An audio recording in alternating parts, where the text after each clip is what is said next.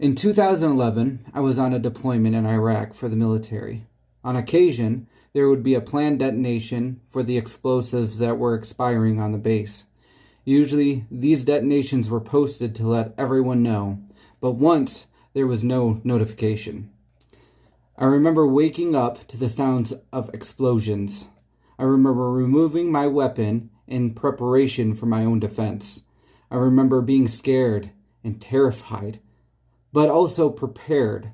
There were 7 of us in my dorm room ready to fire on anyone that was trying to hurt us. Then the loudspeaker sounded, and it was in fact a planned detonation.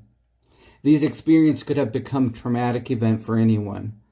I will always remember the feelings of being scared and terrified, but this experience was not traumatic. Traumatic, or trauma, is a response to a deeply troubling or disturbing event that overwhelms an individual's ability to cope, causing feelings of helplessness. It reduces their sense of self and their ability to feel the full range of emotions and experiences. Everyone reacts differently to unwanted events. A person that has a bad experience in a pool may always have a fear of water, or they may not. No one really knows if something will haunt them for the rest of their life. It really depends on the person. We are still learning about trauma and resilience, which is the ability to recover quickly from difficulties or trials.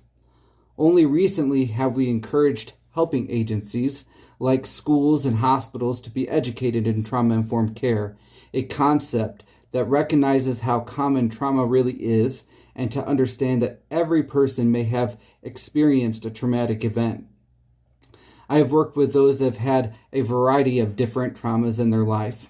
I have been an addiction recovery counselor, a counselor for those in foster care, and currently a sexual assault response coordinator.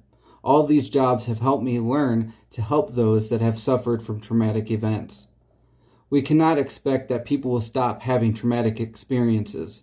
We can only teach people information that will prevent and empower. Recently, my wife found a book on the body of girls and their development. It was made by American Girl. I took the opportunity to read this book with my girls. Usually, this would be considered an awkward experience for a father or dad. In the book, it covers topics such as hair care to healthy eating, bad breath to bras, periods to pimples, and everything in between.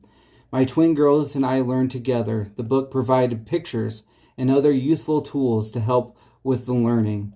Ultimately, we were able to discuss possible obstacles for the future. It helped them understand what was going on with them right now and what will happen, which is definitely helpful. This is a prevention tool. This information will help them with resilience. After this experience and knowing the different topics that both adults and youth deal with, which includes sex, relationship, sexual abuse, physical abuse, domestic violence, victims of crimes and accidents, bullying, loss, school violence, and suicide, and the list could go on. I have a goal to create animated prevention videos that cover these tough subjects. As you can see, I've had a lot of experience with these subjects, but I also have a degree in computer animation, which has given me the right amount of experience to create quality animated prevention videos. These videos will help parents, teachers, friends, and others come together and learn about these prevention topics. My hope is that the videos will help those that have a hard time talking about these potentially awkward conversations, and that it will make it easier for them to talk. This way, the right person, the best person, is given the correct information, and it comes from a good and reliable source.